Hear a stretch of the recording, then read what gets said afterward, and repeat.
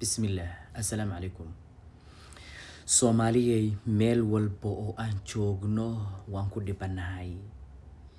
inta qurbaha joogta qurbaha way ku dhiban yihiin mar walbana waxay maskaxda iyo qalbiga ku hayaan sidee ku aragtaan wadankiini oo amni iyo ammaan ah oo aad markaa ku laabataan intii wadankii joogtayna waxay rabtaa inay intay wadankii kasoo tagto qaxooti aadaan kadibna qurbaha sidaa ku yimaadaan waa su'aale yaa weeye cidda wadankii wanaajinaysa yaa weeye cidda wadanka sharaftiisa iyo qiimihiisa iyo magaciisa soo celinaysa waxaan oran karaa dhibtan maanta inay haysataa waxay inaga haysataa uun 3 meelood haddaan soo ururiyo meesha koobaad waa caamada ama dadka shacabka ah oo caqligooda iyo maskaxdooda ku qufulay cudur la yiraahdo reer hebel maxay naga rabaan reer hebel goormay sidaan sameeyeen reer hebel muxuu ahaa ma waxaasay samayn karaan reer hebel maxay naga damacsan yihiin ma reer hebel baa sidaan ugu samayn karaa reer hebel kaas cudur la yiraahdo baa ku dhacay shacabkii Soomaaliyeed way ku kala tageen way isku naceen way midba midka kale wuxuu u arkay inuu u yahay cadowgiisa koobaad uu leeyahay arrinta labaad waa culimaduna waxay isku haystaan iyaguna ama ku dhacay cudur leeyahay group hebel baa saan ah group hebel baa kan ah group hebel baa keer ah group hebel baa saan ah group hebel maxay u baahan yihiin ma group hebel baa wax noo sheegi kara ma group hebel baa saa samayn kara group hebel waa mubtadac waa daal waa kan culimadina waxaa ku dhacay waxa la yiraahdo group hebel ma jiro maanta culimo joogto oo aan isku haysanin group say u badan yihiin kulligood halkaas isaga wada bukaan haddii marka halka aad isaga bugto oo walaalkaa halkaa uga bugto sidee adiga walaalkaa intaad u midowdaan aad wax wada qabsan kartaa qodobka saddexaad wuxuu yahay oo dhibka maanta ina haysa kowka ah wuxuu yahay waa madax mid walba kursiga markuu fariisto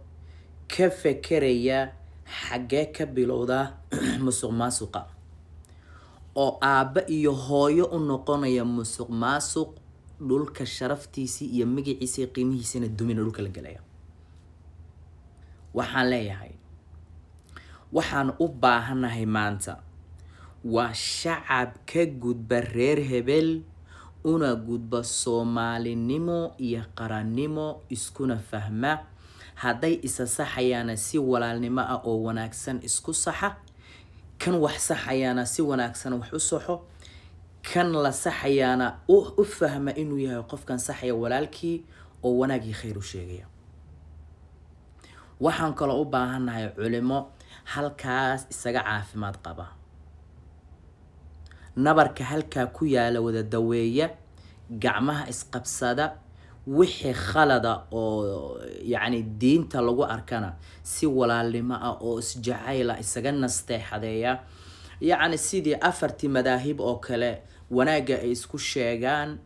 maysan isku khilaafi jirin maysan isku kala tagi jirin iyagoo midba midka kala saxayo bay haddana gacmaha haysteen waxaan kale u baahanahay madax iyaguna markay kursiga ku fariistaan mid walba uu ka fekero sidee u noqotaa oo u heshaa nasiibka nebigu sallallahu alayhi wasallam uu xadiis ku sheegay oo uu 7 maalinta qiyaamaha harsanaysa number 1 ka dhigay imaamun caadil madaxweyne caadil ah